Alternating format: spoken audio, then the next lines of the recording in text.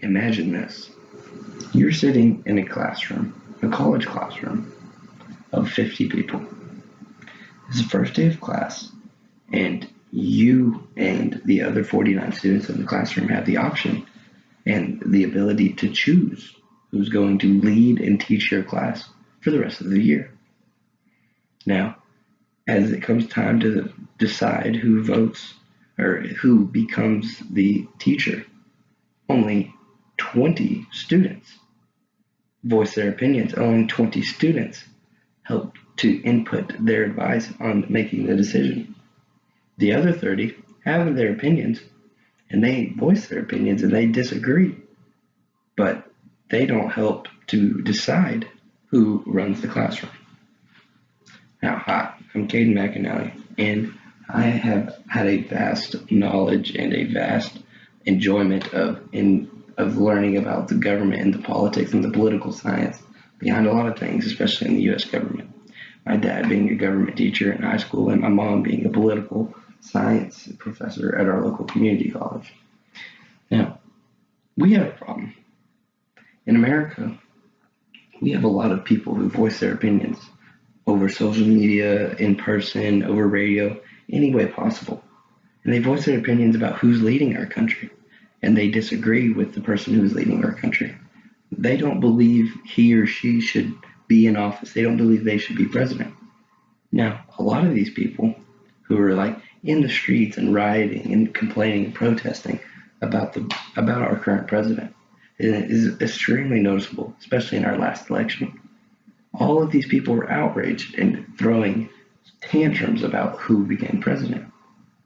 But I bet you didn't know that 39% of the legal voting population only showed up to vote on National Voting Day in 2016.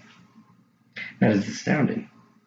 And that so many people across the country are complaining and disagree with who became president, but they didn't put their input. They didn't vote.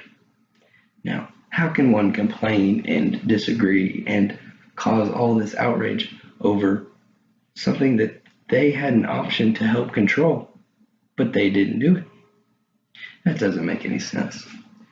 People need to understand that they have the choice and that they have the ability to impact who leads our country and directly choose. That is one of our greatest rights as an American. Now, we can solve this problem by simply having everybody in this room and who is listening to go vote. And when you vote, take 2 people with you. If I have 50 people listening to me right now, everybody takes 2 people. That's 150 voters compared to the 50 that I have in here right now. And if you tell those 2 people to go and next election, take 2 people with them, that's 450 people. Now, as that goes on and the people realize that they actually have an impact, then the voting and the amount of voters who turn out on election days will drastically increase. Now, this lack of voter turnout is especially noticeable at the citywide levels and county levels within states. Now, at city levels, the average percentage of illegal voter turnout is only 25%. 25%. So out of 100 people, only 25 people show up to choose who's going to be the mayor of the city. There have been some cities in the most recent years that the mayor has been chosen based off a single-digit amount of voters. That is ridiculous. And it shows even more on the state level. When state voting on state legislatures and the governors, voter turnout of people who are legally able to vote has been as low as 21%. Now, that is just crazy. Whenever we get to a national election, like midterms election or whatever, especially when it comes to presidential elections every 4 years, all of these people are outraged and voicing their opinions and complaining. But did they vote? Did they put their 2 cents? Did they impact the election? Most of these people didn't, yet they still have an opinion and can still cause a fuckus about different things. Now, we need to put an end to this, and one of the ways is definitely letting and teaching the younger generations about the importance of voting and the impact that they have on America's leadership. Most people always think, and this is really starting with the parents who tell their kids, oh, voting isn't important because of the electoral college is the one who chooses the president. We don't have any voice. But that's not true. Your votes directly impact the presidential election. And most people say, oh, it just depends on what states they win. It doesn't even matter about our state. And that's also not true. The more people that vote and more people that turn out will be the greater impact that the people have, that the free and the hardworking and the labor people and the working class have on the choosing the leadership of our country. We can't continue to riot and have all these different ways of protesting our presidency if only 40% of the population, just under 40% of the population, shows up to vote.